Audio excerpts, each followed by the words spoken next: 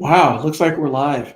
It's been a minute. I feel like that's my intro all the time, but the reality of the situation is um, I've had a lot of different things change here in the past 6 to 8 months regarding my recording schedule and my ability to record and stuff like that. And so I always feel like it's always a long time between seeing you guys and conversing with you.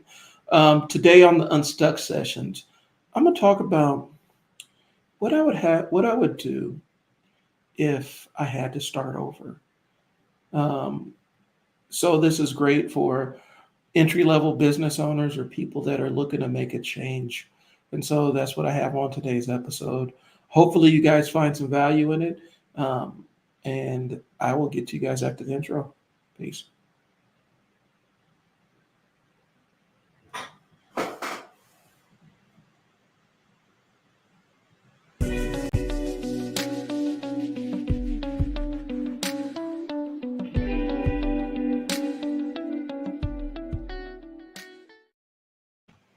Wow, looks like my camera went out. Technical difficulties. Give me a second here, guys. I'm about to fix it.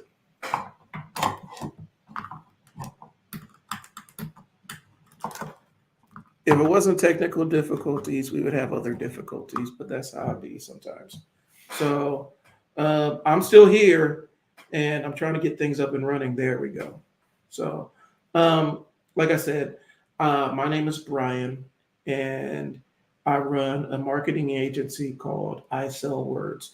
I help small businesses figure out exactly what they want to do with their social media and try to steer them towards that point. And so, um, my experience comes from the fact that um, I've helped bootstrap, personally and by extension.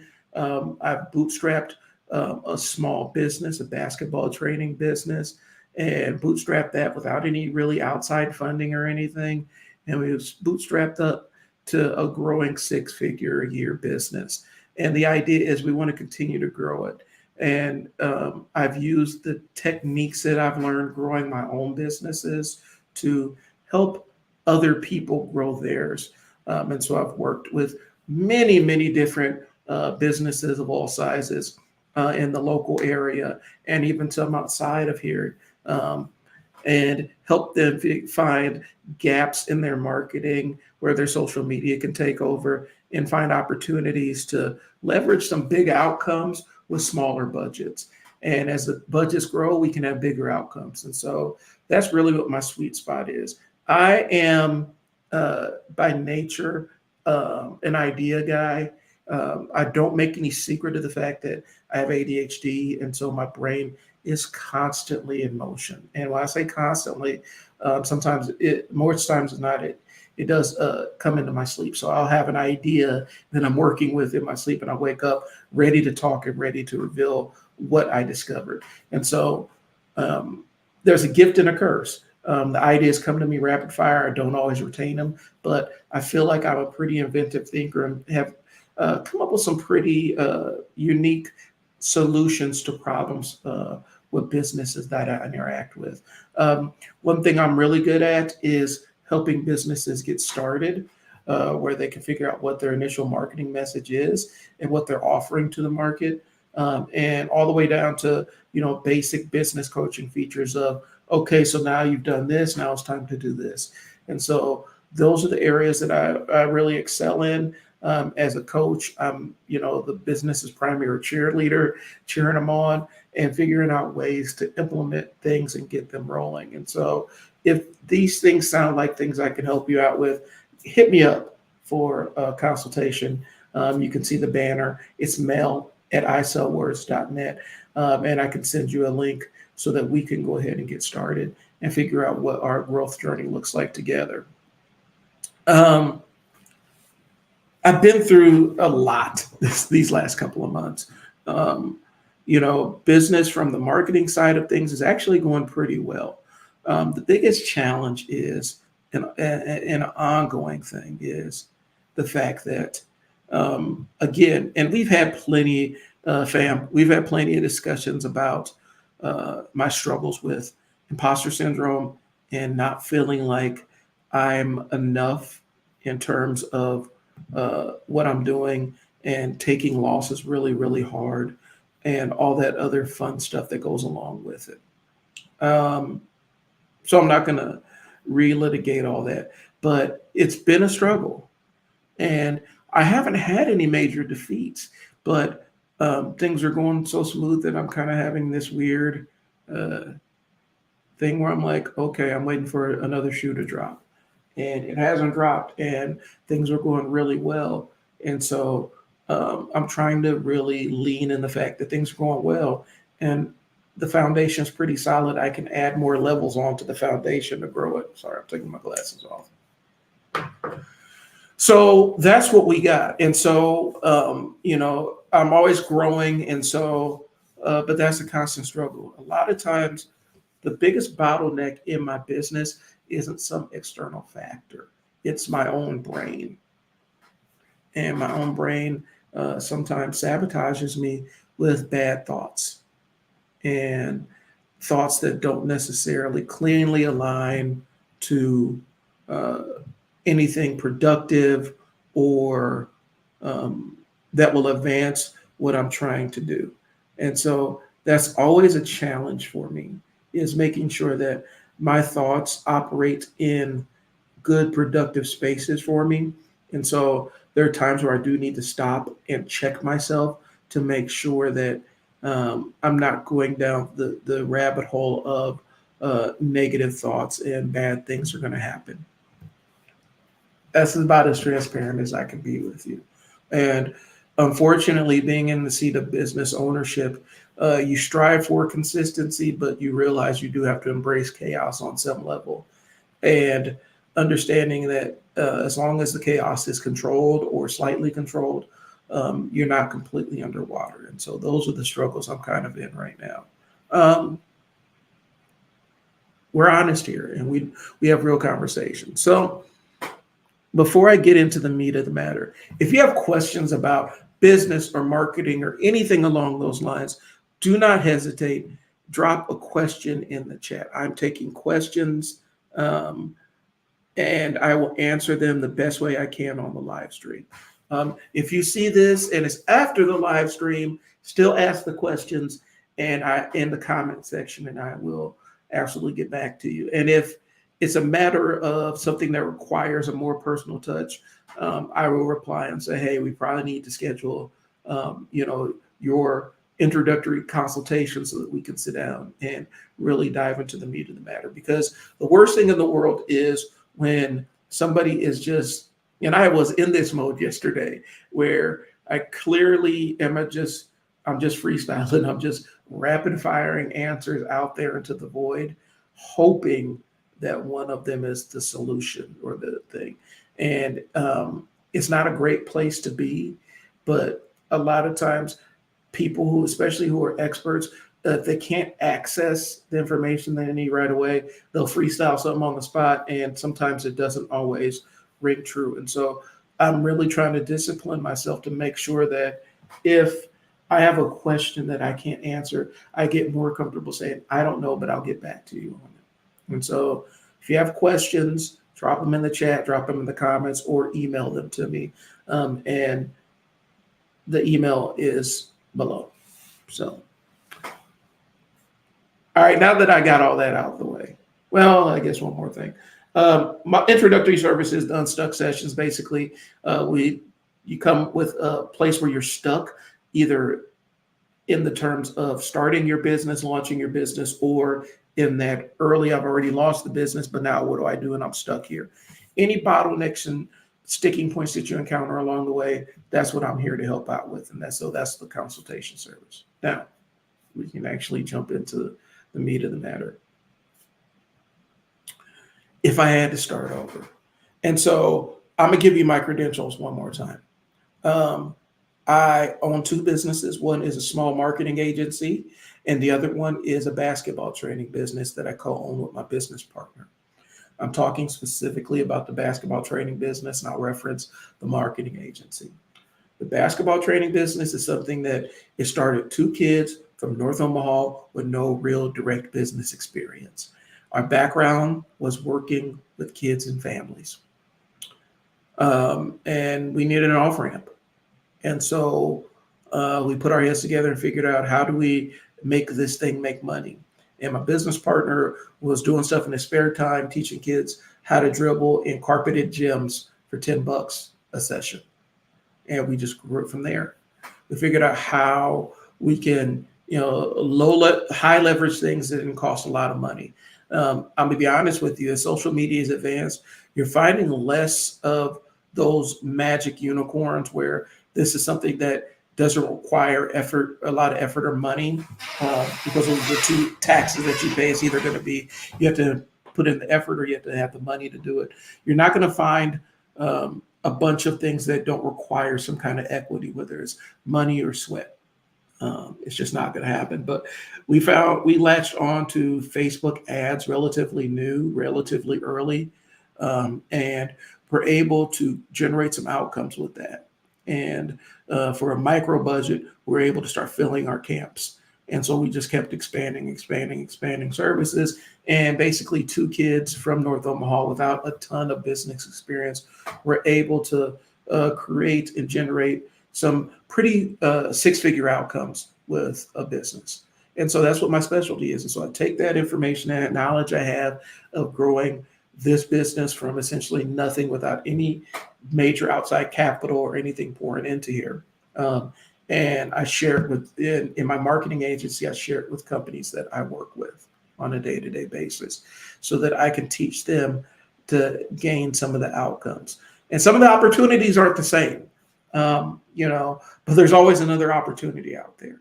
So don't think that just because you're late to the social media dance, that means that you will not have success in the social media dance. So I help companies of all sizes, a big cross section of industries, and basically is figuring out what we can do to make your social media and online footprint generate the kind of traffic and leads and business that you want to generate with it. And we start out with micro budgets and scale those up to larger budgets. I've worked with nonprofits. I've worked with 2-man operations, 3-man operations, all the way up to where people have entire fleets. And so, and the advice I give is really dependent on the situation. And I spend a lot of time figuring out, okay, these are your dream clients, and these are the things that you're strong at. And we try to leverage your strengths so that you can get more in front of the clients that you want to have. That's my background. Currently on the Bellevue Chamber of Commerce. I'm on the board, and I have a marketing company that's doing well enough for itself. I'm always looking to grow with new opportunities, but I need to make sure that I can make sure I'm still delivering the same quality. And so that's the big struggle, making sure I balance out the need to grow with the need to maintain quality, where I don't always have to have my hands in every single pot. Both businesses are kind of at, okay, so now we need to scale this mode. And so that's why I wanted to, before I get into the next steps with both industries or both businesses, I wanted to do a live stream to say, these are the mistakes I made. These are the successes I had. What would I do if I needed to start over? So I hope I gave enough of my resume. So if I had to start over, a couple of things first. One, and it's not in any priority, and I don't necessarily have a whole laundry list of things, but just from my experience. And I've talked to Les. Les is More Productions. We've done podcasts together. He is an artist. He's a website artist and designer. One of the very first things we discussed is a lot of businesses who think they need a website actually don't. You don't really need a website to start out with. I thought that when I first started, I had to have this amazing website that was going to do all of my sales for me and do everything I needed it to do. And it was just going to be this amazing thing. And customers would see the website and be so enamored with it that they were like, I must give this person money. And so the very first thing I did was I went out, especially when uh, me and Coach joined forces. I went out and got the Bells and Whistles website. It didn't cost me a ton. I already knew some web design from stuff that I had done, and so it was more of a sweat equity payoff. I had to put in the time to build out the website. I built a pretty decent website, and then put it online. It's just out there, and I'm proud of it. And not a single phone rang. We didn't get any emails or anything based on how our website looked. What did move the needle was when we started telling people about what we offered, utilizing social media and some paid ads. That's the thing that started moving the needle. Having a website is not necessary when you first start. I just need to put that out there. And there's plenty of sites where you can create a quick landing page that highlights your services where you don't need a full functioning website off the rip. The thing I tell my clients consistently is you need to take over your Google listings. That's kind of your first website anyway. And people go to Google to find answers and find solutions. So you need to be where people are finding solutions to present that solution. So more importantly than anything else, you need to kind of go out and take over your Google listing. Don't wait on it. That's more important than your website because you need a way to reach your clients that doesn't cost you money out the gate, especially if you're pursuing the sweat equity path where you're going to put in the footwork to get the clients in the door instead of spending money. So take over your Google ad. I know it's depreciated. They don't really use it that much, but you can just type in Google My Business, and that will lead you to where you need to go. Just go to your search bar and type in Google My Business. You need to be in control of your Google ad for a couple of different reasons. One, you can post your services. You can two, you can post your phone number, and three, you can post your hours. And those are the things that are vital for your client to make a purchase decision. Website isn't going to really move people until you're serving, like unless you're selling stuff digitally or selling services digitally, or then you kind of go into the website. But that was the very first thing. You don't need a website to get started. Two, you do need to have an idea of what you're selling. I made this mistake when I first started the marketing company in earnest, because at first it was, well, I'm a copywriter and I write ads for people. And in hindsight, I would have just narrowly stuck with that because I'm a writer and I enjoy writing. I enjoy the written word. But I kind of psyched myself into believing that I needed to scale up into everything. So there were two branching paths that were available to me. I could go into the writing side of things, or I can go into the coaching side of things. I felt like I didn't have the skills to coach people the way I wanted to, and so I picked the writing path. Hindsight being 2020, I would have taken the skills that I had when I first started. I would have taken the skills that I had coming from managing people in human services at all levels and consulting with them and helping them reach their goals. And I would have folded that into the business side of things. Because the skills are transferable. I didn't give myself enough credit when I first started for what I already knew. So first thing first, you don't need a website. That's one. Number two, you have the skills. You just need to know how they translate to what you want to do. And don't assume that you need to instantly go out and try to acquire a bunch of skills without a good sense of knowing what you need to do. Like right now, one of the things I know that I need to do is I need to go ahead and finish the certification so I can become Google certified on aspects of the platform. I know it, and I know the coursework enough where I can go in and take the test tomorrow. I just need to have the time and set aside the time. But as you start growing and as you start taking on clients, you realize what skills you're going to need. And you're going to have to make the decision on whether you want to do it all yourself or you need to delegate it. And that's the next part of, if I had to start over, what I would do is figure out what I can offload to somebody else and then build the skill set within myself so I can accurately monitor and supervise to make sure they're delivering what I need them to deliver. That was a big thing. Delegation is one of the hardest pieces period. I mean, and I am, Mr. I'll do it myself. And it hurt me when I was running, when I was managing staff. It did hurt me because one of the problems, one of the struggles was I would take over things that I didn't necessarily need to take over because it was easier for me just to take over the thing than to lean on them and stay in contact with them and stay on top of them and make sure it was getting done the right way. I would have started with delegation. When I first started my marketing agency, I should have outsourced more or found ways to outsource more instead of trying to learn how to do everything. I mean, the counter to that is I learned how to run cameras. I learned how to shoot photos. I learned how to do live streams. I learned a lot of skills that I can utilize. But if I had to start over, just because I know how to do it doesn't mean it's something I enjoy doing. Those are two different aspects. And sometimes it's not the best use of your time. So, and by not having that ability to outsource, I, on one hand, there are times where I bit off more than I can chew as a one or two man marketing agency, depending on what time of year it is. And not having that outsourcing skill hurt me because I was burning the candle at both ends, and I wasn't able to be my best self when I needed to be my best self because I was so overwhelmed and underwater with obligations to different businesses. And so I should have learned early on, okay, this is what I need to outsource.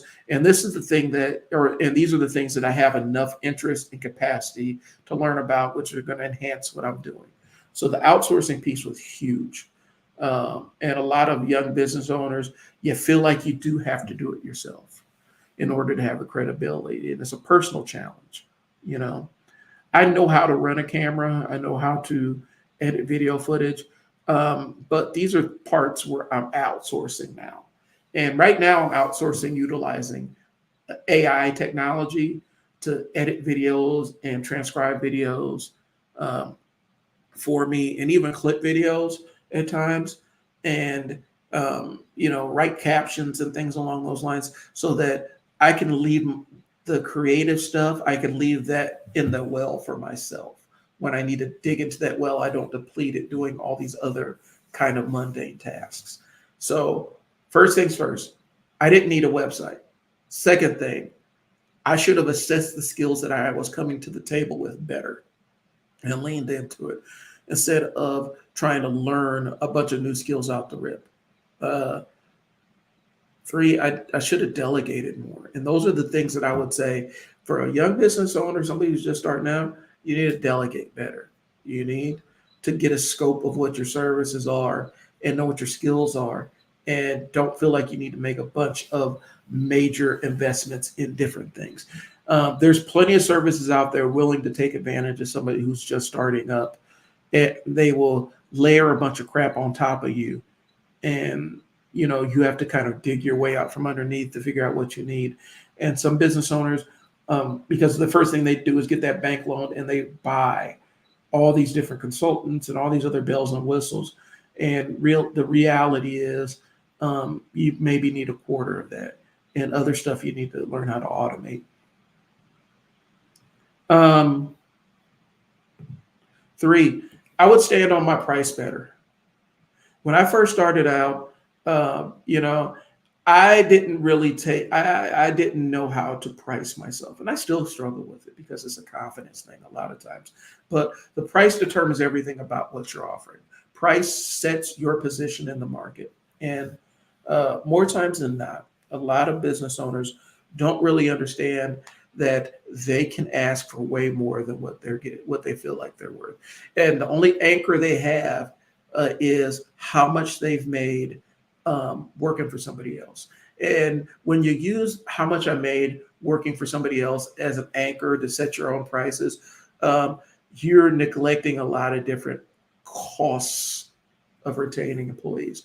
And so there's a specific cost to maintaining an employee that's not always translated in your monthly or your salary, your yearly salary. And a lot of times young business owners, when they're coming over or they're making that transition, they use how much they made as an employee to determine how much they're going to set their services up for. Or even worse, how much they're used to paying as a customer for a specific service, and then use that as a pricing anchor for their own services. And that is something that sets people up to fail more times than not. You do not want to use your personal, how much you think is a lot of money, to determine your pricing for your services. A good rule of thumb, and there is no real clean there's no clean formula to do this, y'all. I'm just telling you, I'm just keeping it buck with you. There is no clean formula to do this stuff. But the reality is, when you are sitting there looking at how much you're going to charge for a product or service, you need to look at how much do you need to make to justify your existence as a business. How many hours do you have to dedicate to this thing? And when you're looking at your pricing, it's like, okay, how much you need to factor in, how much is insurance going to be for me and my kids, if you have kids, or me and my husband, or me and my wife, how much, or yourself, how much is insurance, or your pets, how much is insurance, how much is my car note, what's my mortgage like, what's my rent like, what are my living expenses, what do I need to survive? And you need to build that into your price. You need to get a little bit more realistic when you're thinking about your price and units of time. And look at all the things that you spend money on per month. And the way I say is, look at all your expenses and double it. And that's your anchor for how much you need to make every month. And then you need to set your prices accordingly. You can always add and subtract different things from your service offerings to make them sweeter. But if you're not making enough to pay your expenses, and I'm not saying that has to be from the beginning. Like, a business can start out as a little side thing that just generates enough money to pay for itself. Don't think I'm saying that. Don't think I'm saying you have to instantly jump in and be successful. But you need to have a pathway towards self-sufficiency, where the business is paying it for itself, but then also paying you. That's the reality. And a lot of people that are coming from the corporate life don't understand. You have to build in for times where you don't know where your next paycheck's coming from, or times where it's slow and the economy slowed down and you don't know why. You have to have those windfalls, and you have to make enough money in your off season to support you till your next on season. Because when you own a business, it's not always steady when that money's coming in. And so every single interaction, every single unit hour of time, you need to be maximizing how much money you can make in that time. And it's not always dictated by how much your last employer paid you. Your last employer, when they were determining, or your current employer, when they're determining what your salary range is, they're saying, what do I need to do to attract people with this comparable skill set to this position? And that's only consideration. And what other things do I need to wrap around it? So what do I need in terms of benefits to make this an attractive place for somebody to land? Those are the things that they're considering. You're worrying about the same things, but now it's coming out of your own pocket, and you don't have the employer to subsidize insurance and all the other stuff. So you got to pay this on your own. And so standing on your square with your pricing and setting a price that feels, sometimes it may feel uncomfortable. And let's keep it real. It may feel uncomfortable to ask for that amount of money. Sometimes the service you have in mind is something that is way more that you can afford to do for yourself, but somebody somewhere along the line needs it. And so you got to think along those lines, bro. Like you got to think, what do I need to do to make sure that this thing is sustainable 6 months or a year from now? And I think people undervalue what they know. You have a comparable set of skills in your current position right now. If you think that you don't have any experience outside, look at your current job and look at what you do and write down all your responsibilities, and then figure out who would pay you to do that for them outside of there. So figure out all the skills you need to do your job on a daily basis, write them all down, and then you figure out who has that specific pain point in the market. And that's how you get started. But I would have stood firm on my pricing and not blinked. Um, I would have, if I was starting over, I would have gotten a little bit more into learning sales processes and documenting that stuff, writing out my own sales process. Um, and I still have one in my brain, but writing out an actual sales process to follow, that would have been something else I would have done differently if I was starting over. Um, let's jump all the way back to the very beginning. Um, if I was starting over completely, first things first, because I've kind of given you these are the things that I would or wouldn't do. But here's what I'm gonna tell you. This is what I would do 100%. First things first. So I'm gonna sit down and write out all my skills. Write out everything that I know how to do, certifications I have, things that bring value in my current role. If I'm working at a job, what is my current job description? What are my responsibilities? I'll write all those things out. What courses have I had to take to further my ability to do the job I currently have? If you don't have a job, like stay-at-home mom, and you're looking to launch something, sit down and look at what your talents are. What are some of the things that you have an affinity for? Don't necessarily always look at what your hobbies are, because sometimes your hobbies are your hobbies, and once you monetize your hobbies, you lose the joy out of them, and it doesn't give you that mental health benefit of having a diversion. So always look to monetize your hobbies, but sit down and look and see what current things are you good at, and everybody has things that they're good at. And start building a service around those and say, okay, who would pay for this set of skills? What kind of people would pay for this skills? If you need to go and look at the who's who in your bit, if you need to find a business directory or find something about largest businesses in your local area, you can do a Google search and figure out, depending on where you live, what are the 25 largest businesses within a 50-mile square radius, and sit down and kind of brainstorm, would they pay somebody with this skill set that I have written out?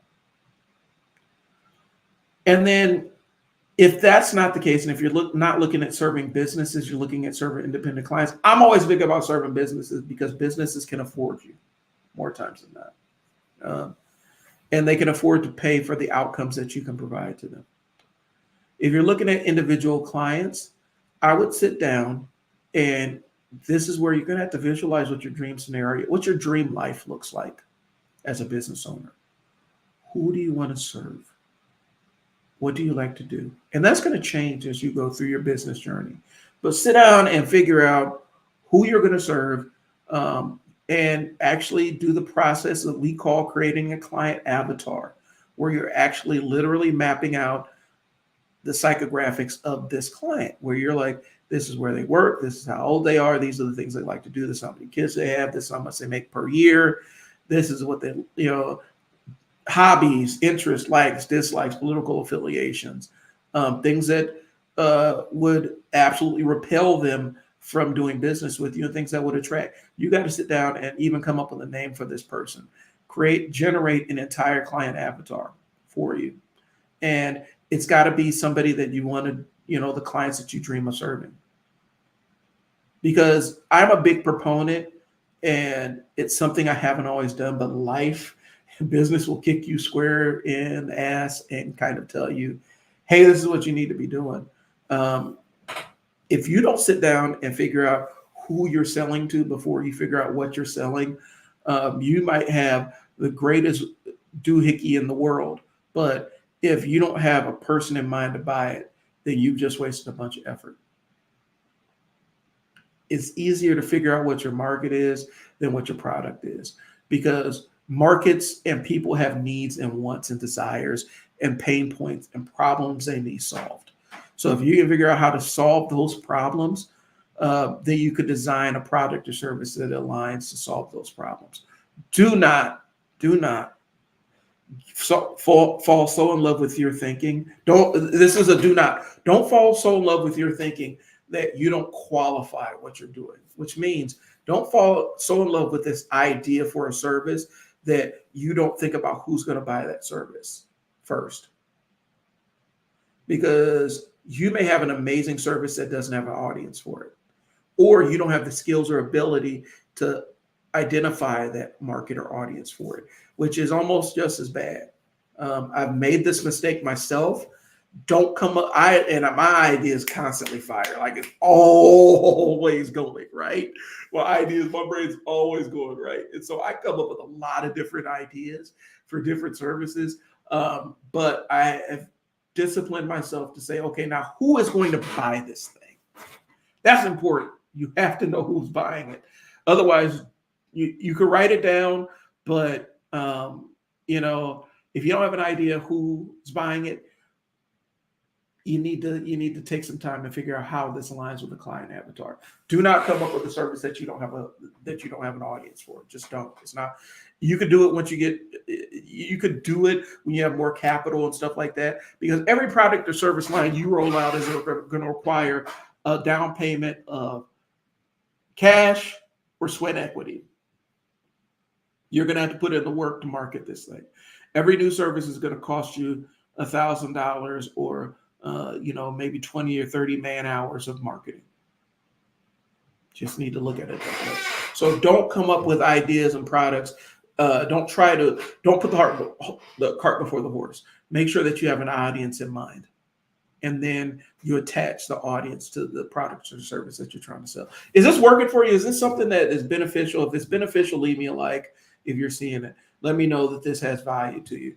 But if I was starting out, I would spend more time in figuring out who I was selling to than what I was specifically selling. Because if I have a who, then I can solve specific problems.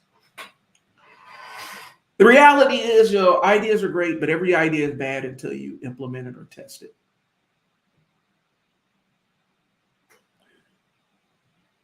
A great idea is only a great idea in theory. It takes time to iterate and have the ability to test it against what the real world is going to bear. And sometimes we have great ideas that never foment into anything because we don't know exactly who we're selling this thing to. Because once you have the who, you realize how much they're willing to pay to solve their problem. I wouldn't spend too much time trying to identify and learn new social media avenues. When I was first starting out, that was one of the things I did. I tried to master Instagram. I tried to learn TikTok. I tried to do all these things at the same time. Pick one and dominate and learn how to dominate in that space and then expand out. So you have your idea and you have your who. I would say now we have the idea and how the who. Start asking around, start asking your social media audience, and start using your personal social media to be in the spaces of the people that have the problem that you're trying to solve. So if you have a better bowling shoe in mind, then you need to be in forums where bowlers are, so that you can ask questions, so you can iterate your product and iterate your idea. You just need to start surrounding yourself and immersing yourself in the places where your clients are going to be, so that you can learn what they value and what they don't value. Now, the next piece is you're going to decide how you're going to structure this business. Are you going to just do a sole proprietorship? A lot of businesses do, because they don't necessarily want all the other things that you need to do. Are you doing the LLC? There's lots of things that you need to learn about the LLC. But figure out what the next step is. Do not just run out and grab an LLC. I know that there's an entire group of people on social media that present LLCs like they're the problem, the solution to every cash flow problem that you have in your life. And they're powerful tools and they're really dope. But if you're going to do the LLC route, have an idea of what you're going to be doing with it. Um, and I would set aside money for your first LLC to pay for legal services to help you set it up. That's what we did. That's something I could recommend. Use legal services to set up your first LLC. Do not just try to legal zoom it. You can if you want, but I promise you, you're going to be heading into more headaches and problems trying to just legal zoom up one. But if that's all you can afford, and that's all you can afford, then legal zoom it up. Sorry, I'm checking my time, make sure that I'm not overrunning. So you set up your LLC. You have your, okay, so first thing, you have your idea and you have your market, and those two things align. You got your LLC set up. You got the paperwork in hand, got your articles of incorporation and all the other stuff that you need for your state. Filed with the Secretary of State. A lawyer can do all this stuff for you. But if you do it yourself, there are plenty of guides online. I am not going to walk through it because it looks different in every single state. But you have your LLC documentation in hand. Go open a bank account which are under your LLC. Please go open a bank account under your LLC. You do not want to get in the nightmare of commingling your money that you're going to make for your business. That is something that will come around to bite you. So you need to have separate accounting, and the best way to do that is a separate bank account, one that is at a different bank than where you normally bank at, possibly, so that you're not even tempted to commingle funds. I cannot tell you how important that piece is, because when you open up the LLC or business bank account, you're going to put other things, attach other things to it, maybe attach savings accounts and other things, or attach QuickBooks so that you can do your accounting. You do not want to have the threat of, okay, I made $1,000 and now I paid myself $1,000 and just move it over to, no, that's not how that works. So you have your LLC paperwork and documentation. Go to the bank and set up a separate account so you can collect money for it. Now, these are things that I actually did. I didn't necessarily know, but it benefited me and gave me a framework to do my accounting in a separate place and not have to worry about, the shifting of funds and stuff. And having a lawyer and accountant on hand when you're forming this LLC allows you to figure out, okay, am I going to do the regular LLC? Am I going to give it the IRS designation of an S Corp or C Corp and all that other stuff? And I'm not getting into all that here, but they can help you make the best decision for yourself and what that needs to look like. Okay. So you've taken over your Google listing. All right. You've done all the steps leading up to here. You've identified a segment of a market that you need to serve with a problem. You've identified a price point that makes sense to keep you alive. You identify the who is within that market, and you have your account to collect money. Now we need to figure out what channels are we going to use to reach that audience. The most important one is one that it's going to take a while to build.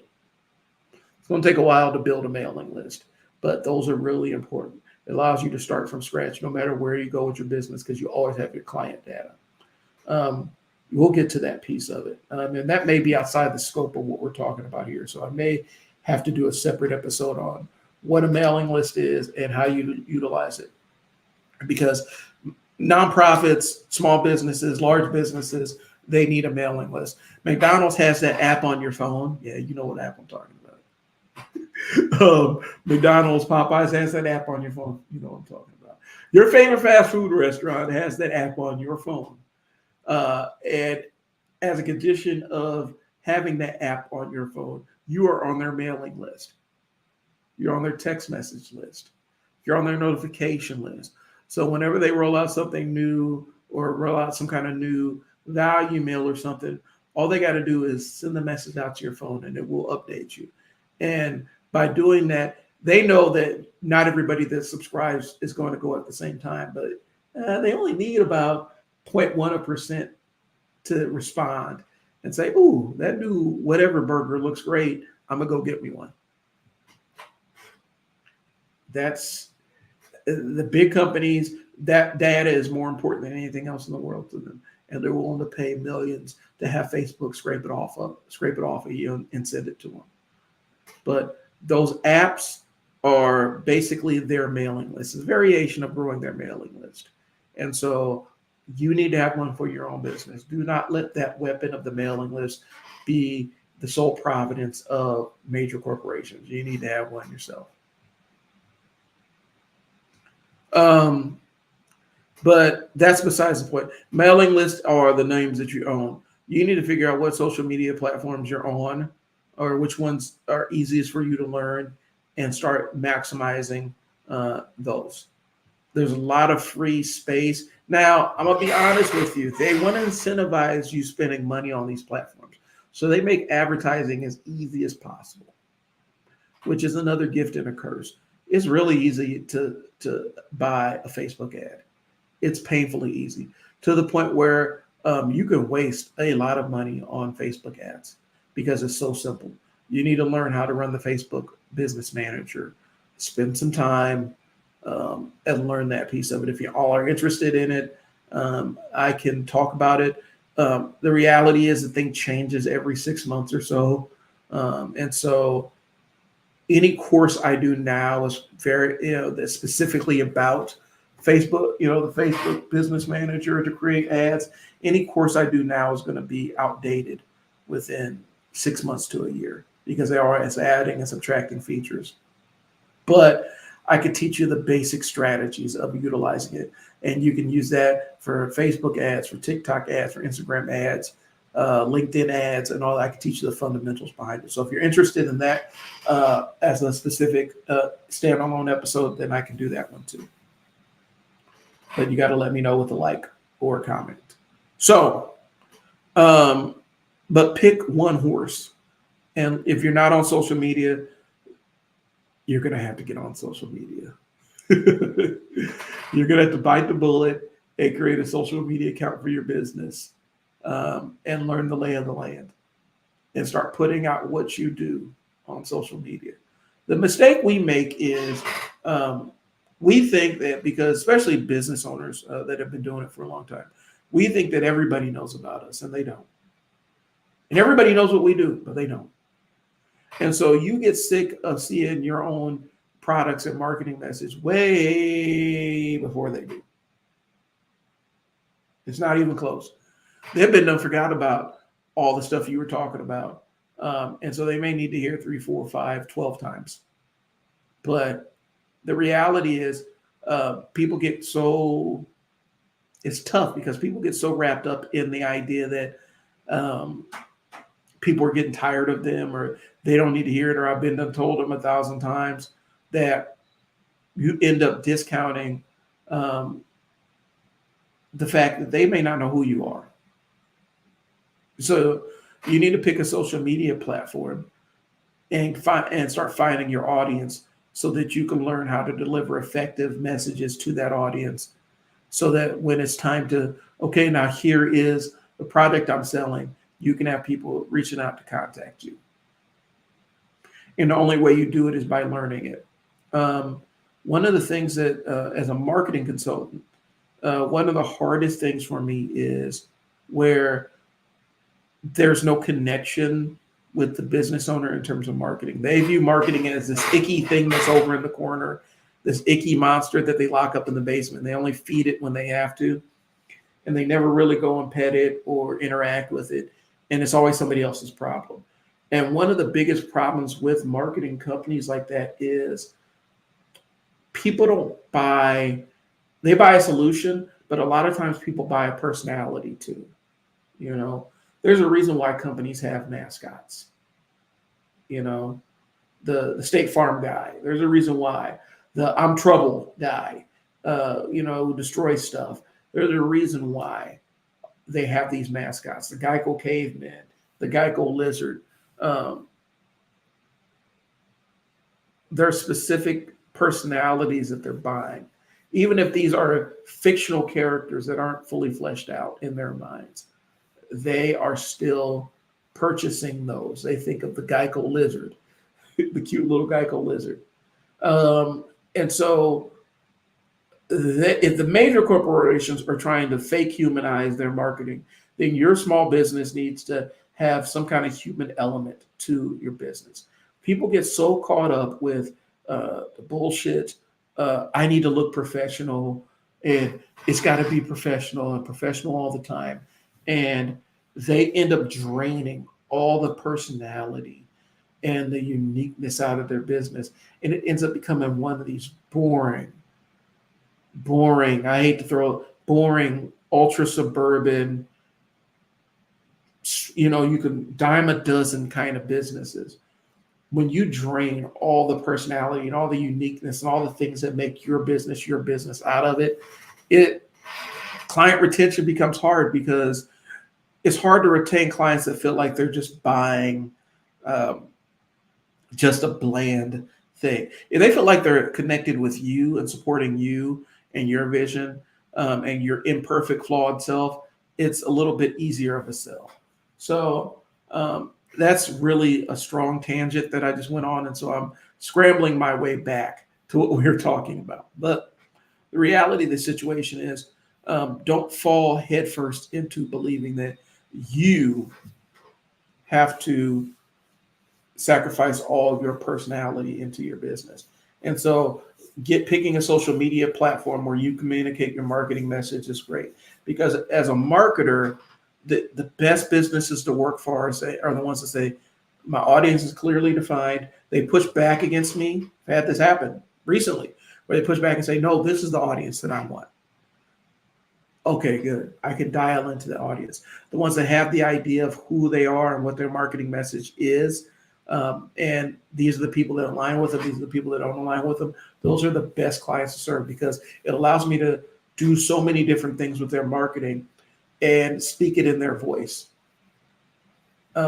So get really proficient. If you're just starting out, pick a social media platform and get proficient with it. You need to leverage this stuff while it doesn't cost money. If you get good at delivering messages on social media, that once you get to the point where you can start creating paid ads, it's going to make it reach so much further. It's going to give you so much more impact than where you just hire some generic marketing agency who doesn't really focus on the specific thing the specific audience you're trying to engage with. So if I had to start over, or my advice to somebody starting over is, you don't need a website. You need to dial in who you're serving and what you're selling. You need to have a business account for your LLC. And you need to pick what channel you're going to use to reach your audience and get proficient at delivering messages on those channels. And when I say channels, a channel could be Facebook, a channel could be email, a channel could be text, channel can be a phone call. Get really proficient at one way of reaching your client base and then build upon that. Okay. So we're kind of at my halfway point. And so I'm going to take a sip of water and take a quick pause for the cause, and I'll be back to talk about what I would do if I was starting over as a business owner.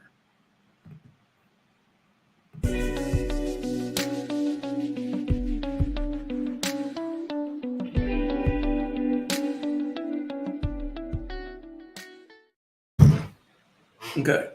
So for those that are tuning in, my name is Brian. I own two businesses. The thing that makes me uniquely qualified to discuss what I'm talking about is today, because I'm talking about what I would do if I had to start over a business, to give some tips to new and aspiring business owners. What makes me qualified to talk about this space is I've taken a small business with no experience and scaled it up into a six-figure business that's growing year over year.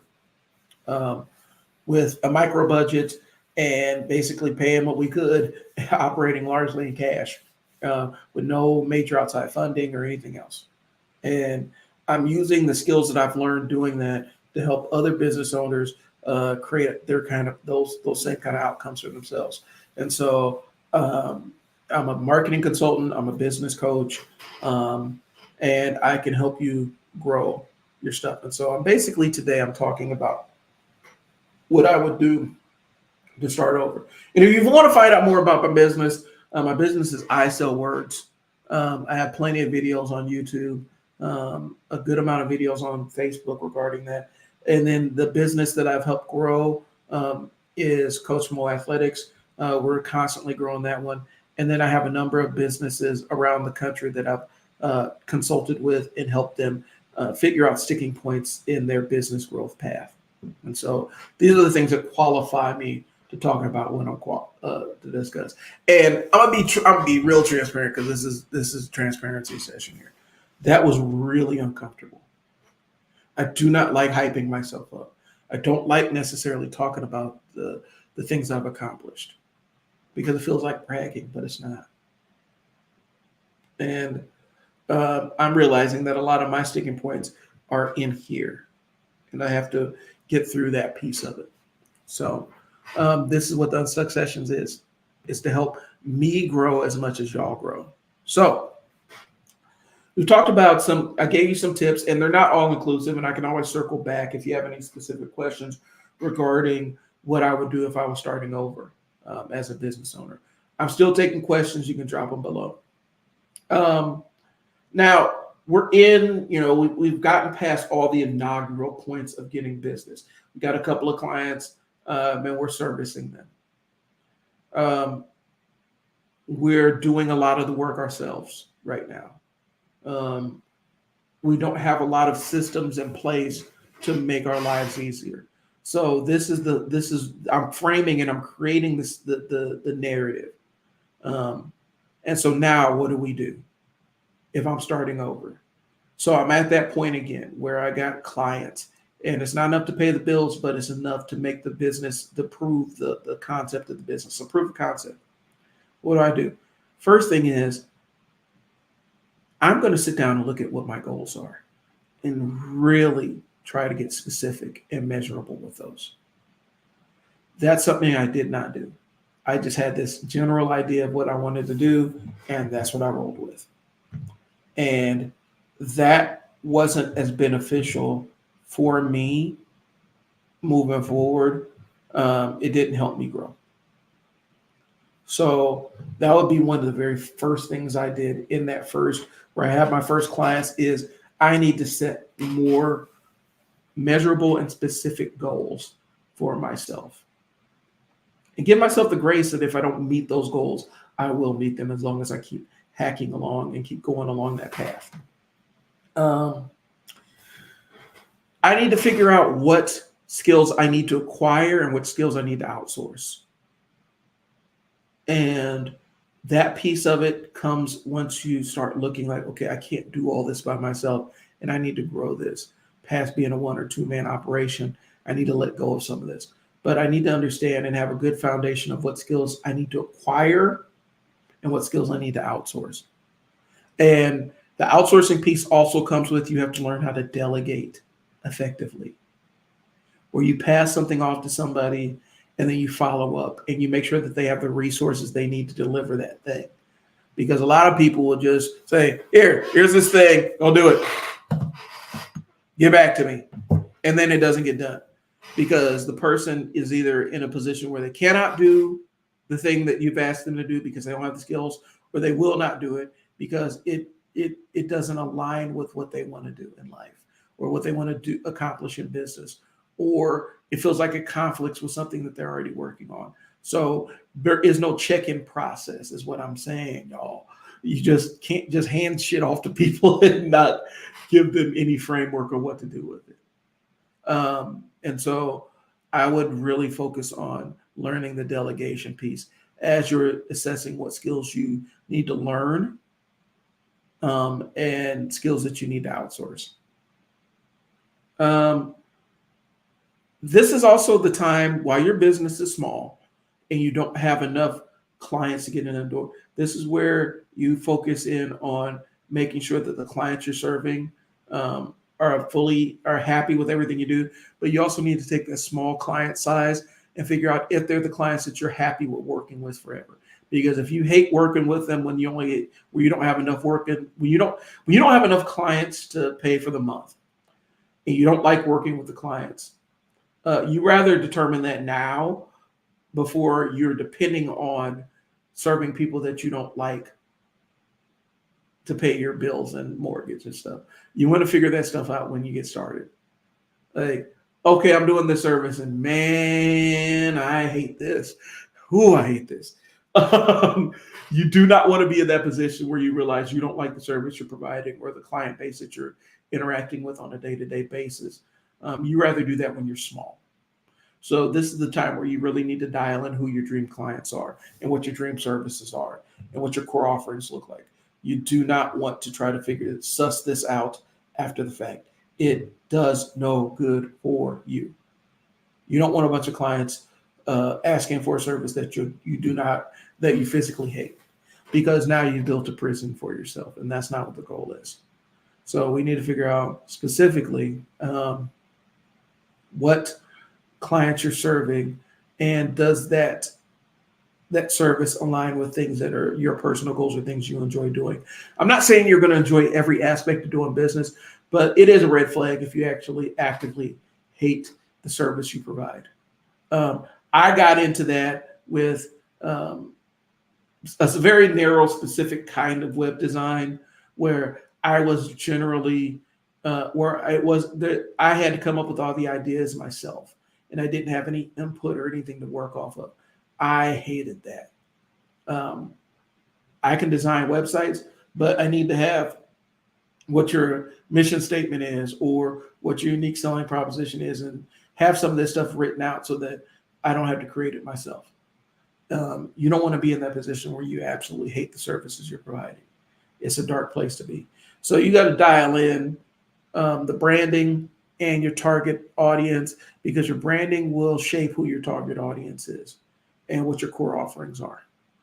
So you need to have that really dialed in. So take that time when you're small to really say, these are the clients I want to serve and these are the clients I don't want to serve. And my marketing needs to attract more of the people I like and push away the people I don't necessarily want to interact with, or the clients or services I don't want to do. Okay. You're going to want to start looking into technical solutions, technological solutions to take some of this stuff off your plate. There are AI chatbots that are amazing now, and they're $30 a month. There are survey things that you can install on your web to help you on a website or a landing page to help you qualify customers by asking very specific questions and then categorizing them by score and saying, okay, this is a client for this, and this is a client for that, or this is a client that we need more exploration with. There's plenty of things to do like that. I'm talking from a specific video production standpoint. I roll out a suite of video editing apps and things that make my life easier so that I'm not manually going through and editing all this stuff by hand. Now, is it perfect? No. And will it be better when I have the money to outsource and send it to a professional video editor? Absolutely. But the AI stuff helps me right now. It helps me work with the stuff I'm creating so I can manage it and not feel trapped by the production cycle of, okay, now I got to spend 12 hours editing this video. That doesn't happen anymore. And so leveraging the different technologies that exist to get outcomes is crucially important.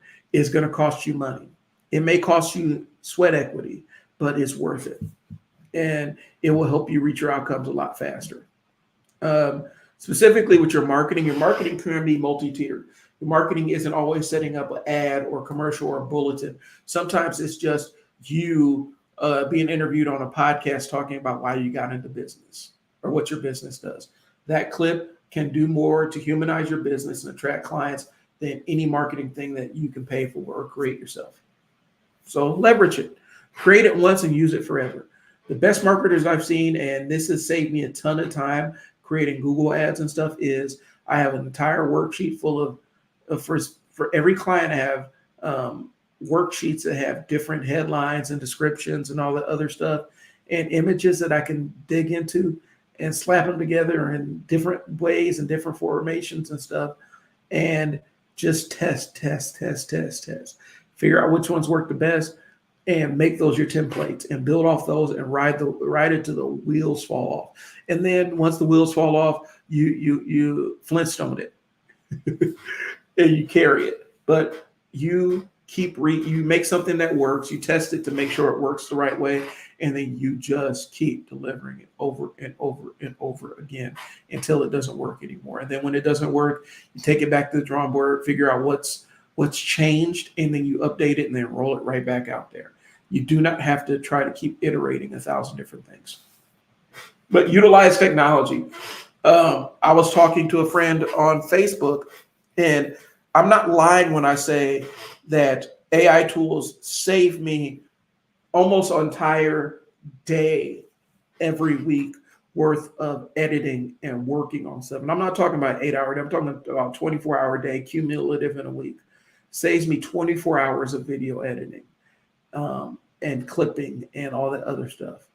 It just is a godsend. And so when you're able to find tools that save time like that, that's more valuable than anything else, because the engine that drives your success is always going to be your brain and your reserves.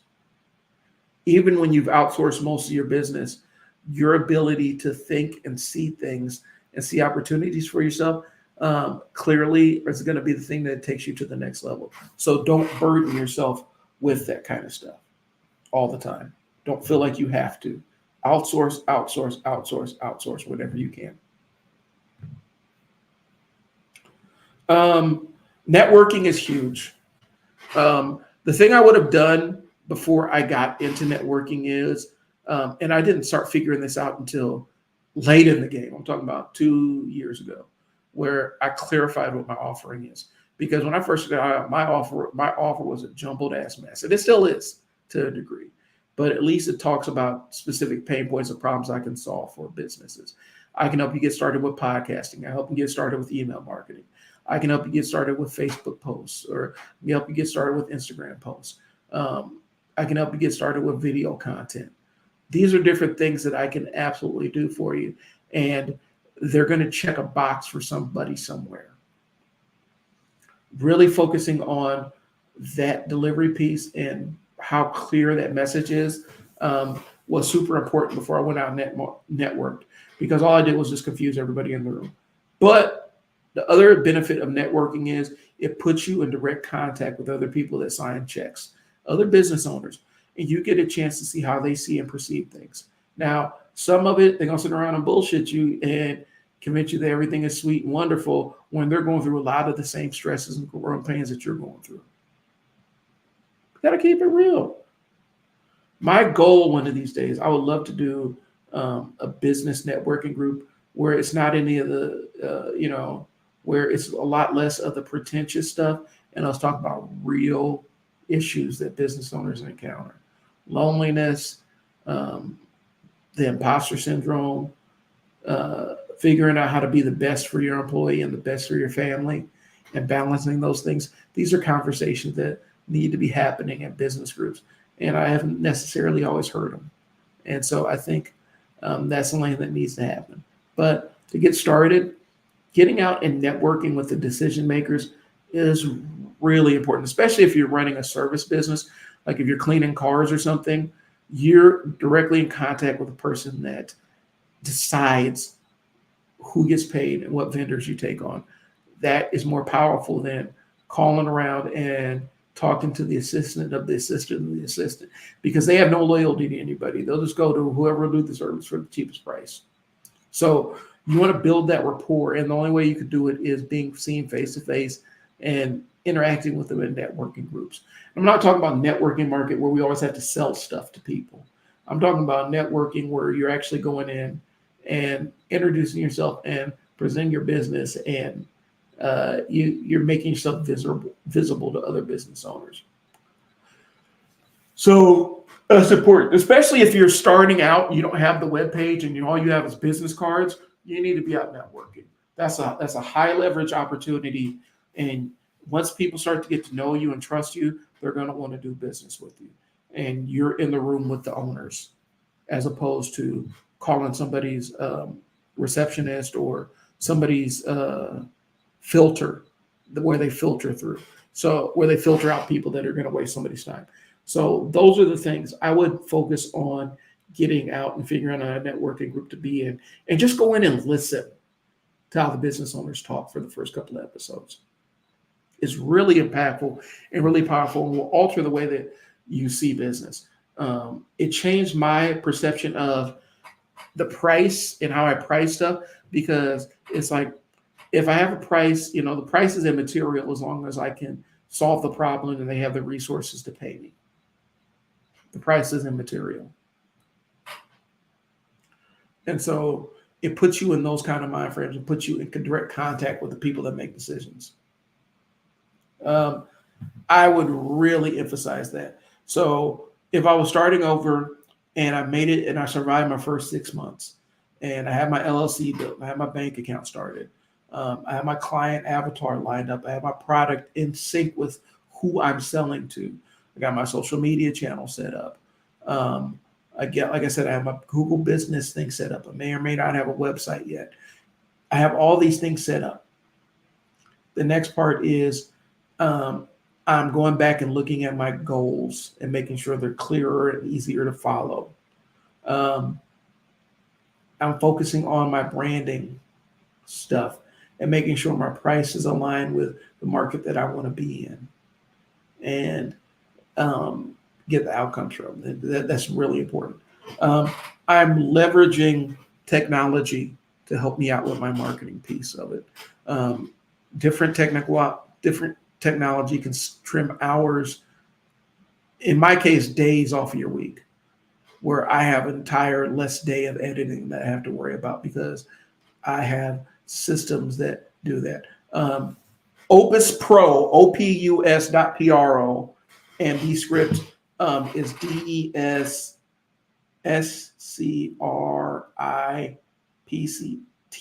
I think.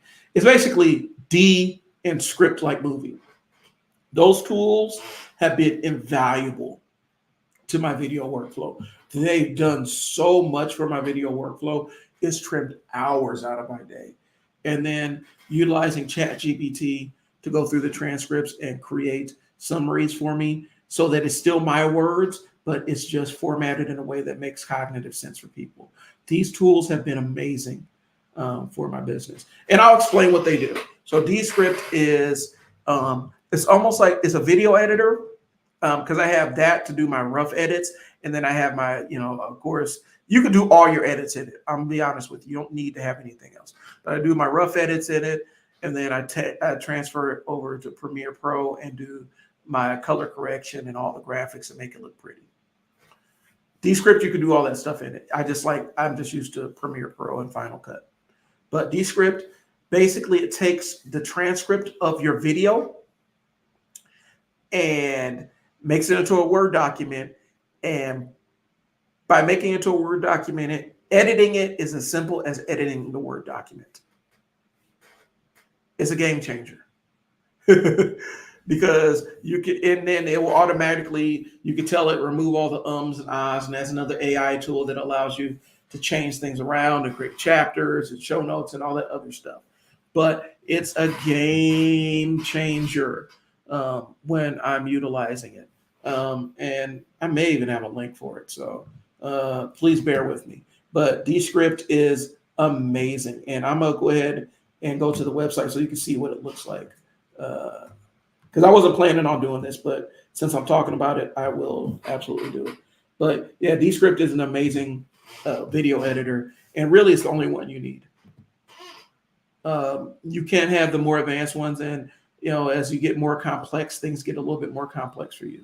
But it's an amazing little video editor, and I can edit stuff really, really simply. So even when I get done with this live stream, I'm gonna download it and drop it into Descript, and it's gonna transcribe it and get it ready and get it prepared for me to do edits, and it's gonna take out the undoubtedly thousands of ums, ahs, and repeated words and weird gaps that I have in my normal speech pattern. But it's a dope little product, and it's pretty much AI driven now. But it allows me to do things that I couldn't normally do and edit pretty quickly. So I'm going to share my screen here. We're going to open up Descript so I can just kind of show you what it looks like. So let me go to a live stream that I did.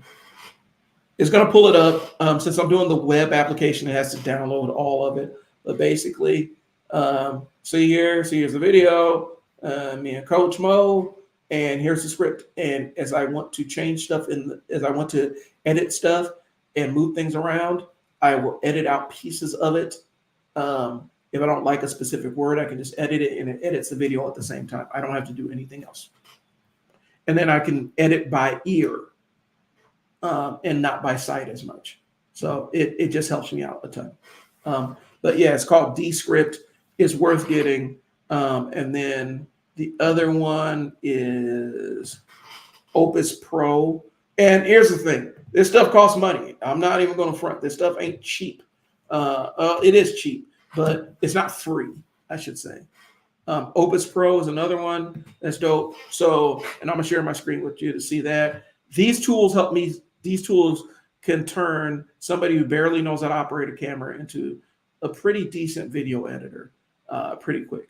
So once I get everything edited up in Descript and get punched up in the extra unnecessary step, but it's one I use. But once I get everything punched up, edited, and ready to go, and I'm ready to have the videos that I post them to my YouTube channel, post them on Facebook, in LinkedIn, or whatever, and then I'll take them to Descript. In Descript, share. Descript allows me to take those video clips, and you drop the link in here, or you can upload the video file straight to there. And so what that does is, let me see. I'm gonna go to the Coach Mo podcast. It will transcribe it. So, and it's the prime learning years, and that's one of the things we were talking about last week. And it's a little bit early for the conversation. It'll transcribe the entire conversation and put the text crawl across the bottom of it, and it allows you to clip shorter videos so that you can advertise your longer form videos. So this one I did. This one specifically. This clip job is for like posting YouTube and LinkedIn videos. You see the format matches YouTube and LinkedIn. But here's the cool part about it. So I got to find it here. Let me make sure I got it right here. All right. So those are YouTube. Those are going to be longer form. But if I want to do shorter form, you can also clip them into Reels and YouTube Shorts. And everything that you need to know, or everything that you want to learn, is out there for you to learn in one way or the other. And so it allows me to create bite-sized bits of it for sharing on social media. Game changer. This stuff would have taken me hours to do, and I can do it in minutes. I can literally drop a clip in here and go fix myself lunch or go to the gym and come back, and it spits out 20 clips that I can use. Is it perfect? No, it isn't. Is it as good as it would be if I did it all manually? Probably not. But as you start realizing and start leveling up, you realize that right is the enemy of done. I hope this is that value for you. I'm going to post when I find the referral links, I'm going to post the links here so that you can go ahead and take advantage of these services yourself, because I can't express enough how important these services are to my workflow. They help out with so much that I wouldn't know what to do without them on a daily basis. So let me go ahead. I'm going to find the link so I can post the direct links to this so that you can have it. But it also does extra stuff. Like you can link it so that you can link Opus Pro to your social media account so it automatically posts stuff to them. And all kinds of other cool little fun things. But it just makes my life easier. And I think a lot of times we punish ourselves for opting for easy. Does that make sense?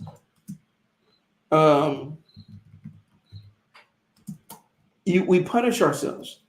And it's not necessarily fair, bro.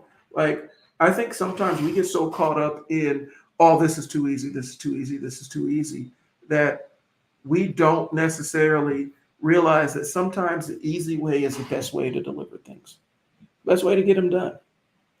And so once I find my affiliate links, I'm going to send them to you so that I can be ready and send, so I can make sure that you're able to connect with things that make sense for you. And I'll probably end up having to drop the referral links after the fact, just because um, it does it. There's a lot, and I don't want to waste y'all's time. Um, but I am going to put the links. I do think it's a valuable thing to put the links for the two services that I use that save the most time. Um, sorry. So I'm finding the referral links if you're online. And if you have other things to do, 100% get it.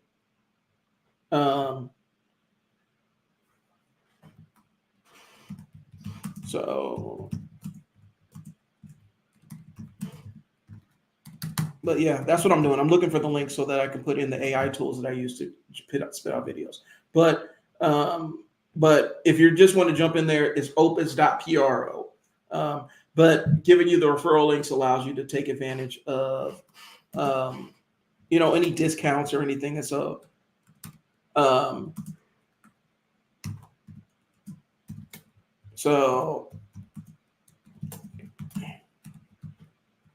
and I have it somewhere. Anyway, I need to cut this piece out, but I will just give you the regular links to the websites. And then if I find my referral links so that you can get some discounts when you first sign up for services, I will send them your way. And I'll put them into the show description. And so that you can kind of see it, and then you have a place to refer, a place to get started with your clients, bro. That's what the most important piece is. I think that a lot of times we see these things as barriers or hindrances for us to get rolling on our social media, on the social media side of things, that we don't take advantage of things, and we don't take advantage of things that make our lives easier. Okay, I got the referral link then. And so we see that we punish ourselves by always trying to do things the hard way. So this is my way of showing you that it doesn't have to be the hard way. I can do it the easy way. So for Opus Pro, this is the thing that clips my social media and makes my life a bajillion times easier so that I can create smaller related videos for my content, and I'm not double dipping on content all the time. That's what that is. That's what that link does.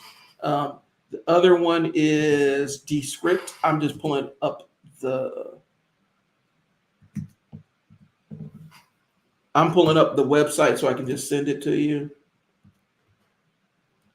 so that we can move forward. And if you like the video conferencing software I'm using, it's StreamYard. And StreamYard's pretty simple. It allows me to stream to all the major platforms at the same time. So I didn't mean to get off on this tangent, y'all. I really didn't. But what I wanted to do was I actually wanted to discuss the things, so that you don't have to feel burdened in doing things the hard way. Don't get addicted to doing things the hard way. That was a big barrier. And find the things that make your life easier. Now, I'm going to do a quick recap here so that we can wrap this thing up. Let me just put in the regular website for Descript. This is where my ADHD takes over. I'm trying to do too many things at the same time. Descript is the video editing software, the primary one that I use to make my primary edits. You can utilize it for your full edits. So I'm going to drop that in there. Heads up with Opus Pro, I do have a referral program link, so I do get a commission on that. But it also, I think it plugs you in with a bunch of discounts to get started. And Descript is right there. So these are the two things. Opus Pro is for my short form video content to longer form content. It just clips it. It's my clipping software. This is my editing software. So I do the edits before I do the clips. That's what I got. All right. Let's recap, because I've been on here for almost 90 minutes running my mouth. So if I was starting over again, I would absolutely not get a website to start out with.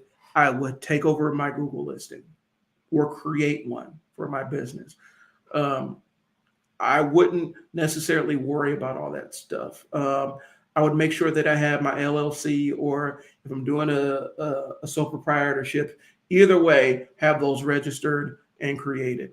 If I'm doing the LLC, I'm having a separate bank account set up for that LLC, so I have a container to put my money in. I'm making sure that I'm taking time before I create services. I'm making sure that I have a client to sell to. And I'm making sure that I want to sell to those clients on the front end. And then I'm launching. I'm making sure that my price point covers, make sure that I'm not spending more than I need to deliver the service. And eventually, at some point, there's going to come a threshold where I reach a specific amount of clients. I'm able, where the business is paying for itself, and then I'm able to start paying myself from the business. So I'm taking real time to dial in my pricing to make sure it meets those goals. I get through the first year. I got a couple of clients. I have my price point.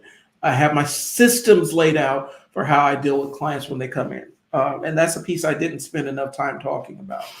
Having my sales system to take a client from a lead, from a prospect to a lead to a client. That's going to be another episode. I don't want to burden it with that. And that's pretty involved. So that I don't want to shortchange that one. That's an hour-long conversation by itself. But I have my system. I'm moving ahead. I'm in my first 3 to 6 months. I have a couple clients. Now I'm looking to kind of scale this thing and make it so that it's not, I'm not the only person doing this. And so now I'm going to sit down and really look at what skills I need to grow, what skills I want to grow, and what skills I can outsource, and figuring out what I can put on somebody else's lap, and what I can, and how to effectively delegate that so I can keep track to make sure they're doing what they need to do. I am also figuring out what skills I need to grow and figuring out what resources I need to apply to gain those skills. If I need to hire somebody to teach me, if that stuff's available online, I need to figure out what the time investment or the money investment is going to be in order to attain those new skills. I'm going to sit down and look at my goals and make them clearer and more measurable and more deliverable. Because no matter where you are, as you get more experience, you can more clearly define your goals. And so that gives me a target to shoot at. I'm going to make sure that my marketing and branding is dialed in to bring the kinds of clients that I want to serve, doing the kind of business that I want to do.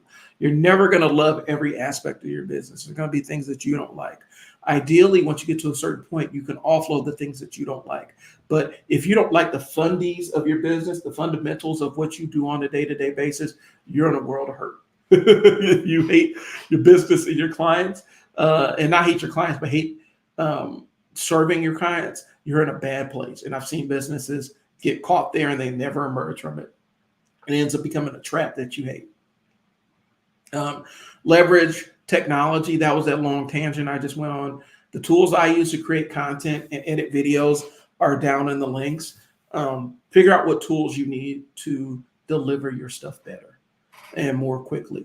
I've shaved now I'm not talking about a work day. I'm talking about 24 hours out of my week of video editing with the softwares I have listed below. And if you want to get started, all you need is those and a camera and maybe a mic.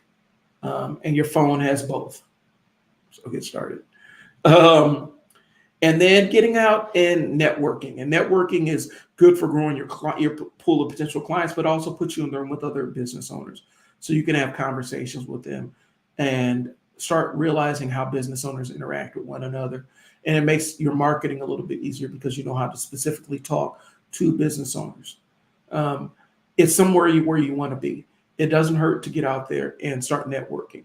Make sure that you have all your other stuff dialed in before you jump head first into networking. That's something I did not do, and it's something I wish I would have done at the beginning, because I wasted a lot of time and money in networking groups where I didn't have my marketing message clear and ready to roll. But networking allows you to grow, and you may find your mentors in that networking group. So you have people to bounce ideas off of. So those are my key takeaways. If I had to start over, those are the things I would do. If this content's been valuable to you, and I probably should have front-ended this, that's a lesson for me. I did include, and this is my mental notes. The things I did include was I gave my resume, told why I'm qualified to speak to this. I didn't necessarily give you a call to action to follow, like, share, subscribe. And I probably need to pick one that I want you to do. So give me a like if this connects with you. The next time I'm going to ask you to share it. If you could do both, that would be great. But I need to have a call to action and say, like this channel, subscribe, so that you can get more content like this if this stuff connects with you. And then leave a comment. If you have questions after watching this, hit me up. I think I still have my, I have my email scrolling, but I'm going to post it here just so that you guys can see it. Hit me up if you have questions and want to have more in-depth and more real conversations about this. You can always hit me up at mail@isellwords.net. And it's important that if you do, don't hesitate. Don't wait on it. If you want to get unstuck, email me at mail@isellwords.net so we can sit down and have your initial free consultation so we can figure out what your sticking point is and figure out how to get around it. But that's all I got, guys. I do appreciate y'all's time. I know that this is kind of the middle of the day, and any eyeballs or attention that you can give me is cherished. I'm gonna be clipping this. I'm gonna be utilizing the email tool, the tools I've been showing to actually create this video in different formats so you can see it in other places. But it's important to leverage that stuff. And sometimes, even when you're deep in your business, sometimes it does benefit to sit down and say, if I had to start over, what would I do? Because you're going to find strategies that may simplify your life as a business owner. I know I did today, and it's been a good day. So that's what I got. I appreciate y'all's time. Like this, share this with somebody that it can help out with, that can benefit from it. And if you want more content along these lines, subscribe on all my channels wherever you're seeing this. I appreciate y'all. I'll holler at you later. It's been Brian. I make your dollars make sense. Talk to y'all later. Peace.